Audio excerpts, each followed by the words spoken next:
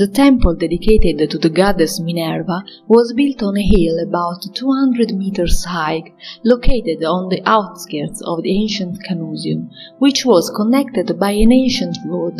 The position favored the control of the territory through roads that intersect with the Appia, a road of primary importance for the region. On August 216 before Christ, in the plain of the Ofanto, below the hill of Cannae, Hannibal, with an army of 40,000 infantrymen and 10,000 knights, awaited the mighty Roman army, the largest ever set up, composed of 80,000 infantrymen and 6,000 knights, under the command of the consuls. The battle, managed by the Carthaginian general with a tactic of encirclement remained exemplary in military history, ended with the tragic defeat of the Romans, who left almost 50,000 men on the field. The historian Leucio tells, an Apulian woman named Busa, noble by race and wealth, welcomed into the city and into the houses those who had taken refuge in Canosa, rescued them with clothes, wheat, and travel supplies.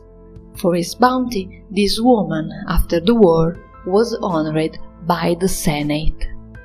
And this is precisely the horizon in which the foundation of the majestic building must be placed, a monument to loyalty and to the victory of Rome over Carthage, decreed by the Battle of Zama of 202 before Christ.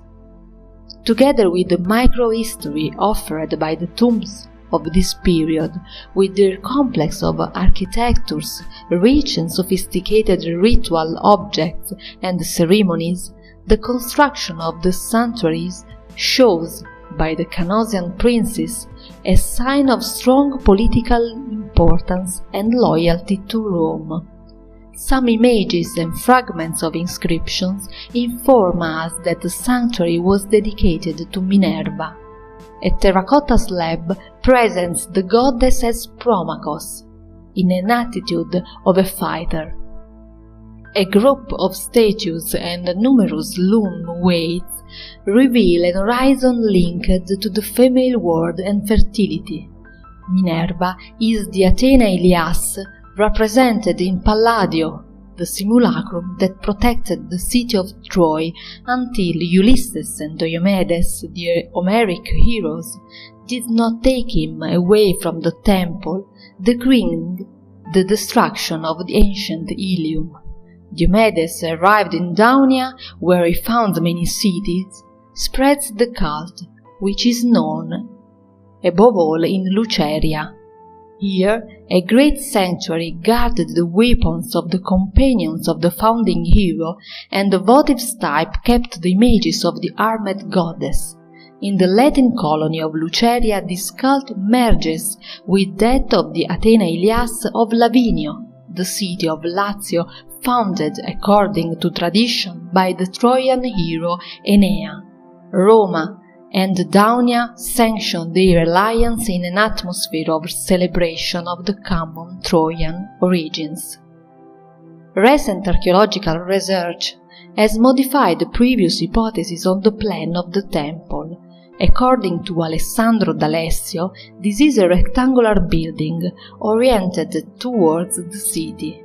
On the front and in the rear part stood 10 Ionic columns on each side, surmounted by a frieze with triglyphs and metopes, and a frame with drips at the head of a lion. In parallel to the two colonnades rose two walls with openings in the center, which, together with the side ones, defined a circumscribed space in the center, of which stood the cell that housed the statue of worship of the goddess. Inside, the fence was punctuated by half columns crowned with figured capitals, while the floor was made of pebbles of the Ofanto River. The architecture does not seem inspired by the Italic Roman model, but shows influences from the Greek area and southern Italy. The capitals, covered with stucco and paintings, as well as Minerva depicted surrounded by acanthus leaves, the images of Dionysus, Apollo and Demeter, signifying the protection of the gods of Olympus on the Romans and their faithful allies. In the same way of the armor sculpted in the metope and the telamons, stone giants similar to those of the Olympieion of Agrigento, created to commemorate the victory over the Carthaginians in the Battle of Umera of 480 before Christ. Everything alludes to the victory over the enemy celebrated with the construction of the temple. Later, at the beginning of the Imperial Age, when the town planning of the city was transformed, the temple was modified according to the Roman Italic model, with the insertion of a podium that lifts the structure from the ground, avoiding the contaminations. The operation was preceded by a ritual of sacrifice connected to the purification of the renovated monument.